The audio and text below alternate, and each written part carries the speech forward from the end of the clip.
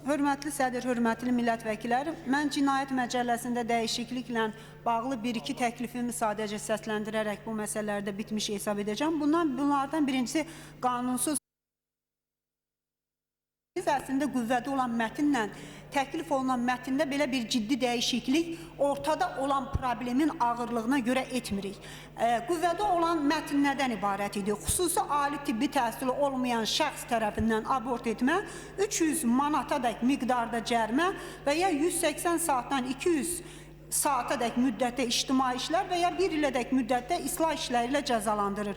İndi sadəcə burada bir şey dəyişirik ki, 180 saatdan 200 saatadək 360 saatdan 400 saatadək gelirik. Bu çox ciddi məsələdir. Xüsusilə kənd rayonlarında, kəndlərimizdə çox ciddi bir problemdir. Çox təəssüf ki, arzu olunmaz hamiləliklə bağlı əhalinin, insanların maarifləndirilməsində problemlər hələ də qalır və bu cür xüsusi ali tibbi təhsili olmayan şəxslər tərəfindən bu kimi halların törədilməsi və ona qarşı cəzalar daha da sərt olmalıdır. Ümumiyyətlə, bu şəxslərə icazə verilməməlidir bu işlə məşğul olsun. Və bu canını 300 manatla əgər qutaracaqsa, 300 manat və ya adi bir o qədər ağır olmayan cəzalarla, burada anaların taleyindən, ailələrin taleyindən söhbət gedir. Ona görə mən hesab edirəm ki, biz bu məsələyə diqqətlə baxaraq, bu məsələnin gələcəyə də ağırlıq və problemlər necə yaradacağını nəzərə alaraq, burada biraz fərqli mövqe nümayiş etdirə bilərik.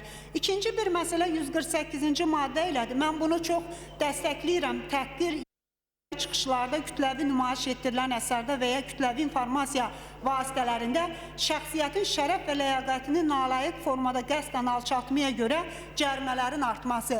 Amma mən hörmətli sədr, hörmətli millət vəkilləri çox istəyərəm ki, bizim şərəf və ləyaqətimizi alçaldan, bizi təhqir edən şəxsləri biz belə cərimələri də artırırıq, hansısa məsuliyyətlərə insanları cəlb edə bilirik. Amma biz bunu da düşünməliyik. Bugün ölkədə nə baş verir? Kim cəmiyyətin diqqətinə gəlmək istəyən biri və ya cəmiyyətdə biraz tanınmaq istəyən biri, ölkənin tarixi şəxsiyyətlərinə, çox tanınmış böyük ziyalılara hər kim istəyir təhqir edir bir anlayışı yaranıb. Cəmiyyətdə çox ciddi bununla bağlı narahatlıq var. Bu insanların indi beləsi var 200 il əvvəl yaşayıb, beləsi var 100 il əvvəl yaşayıb. Amma tarixi şəxsiyyətlərimizin, böyük ictimai xadimlərin, ziyalıların bu qədər təhqir olunması getdikcə biz görürük artır.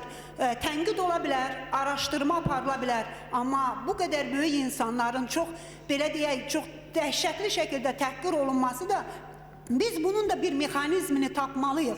Mən hörmətli Nizami müəllim də buradadır, Mədəniyyət Komissiyası sədri. Hər halda bir mexanizm tapılmalıdır, yoxsa bu belə gedə bilməz. Biz görürük ki, getdikcə bu çirkinlik daha da artmağa başlayır.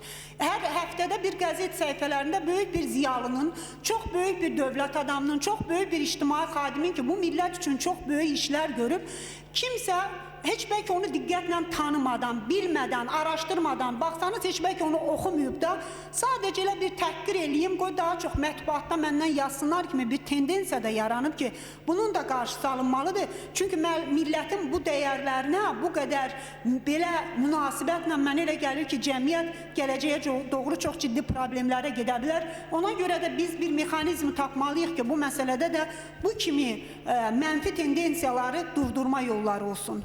Sağ olun. Sağ olun.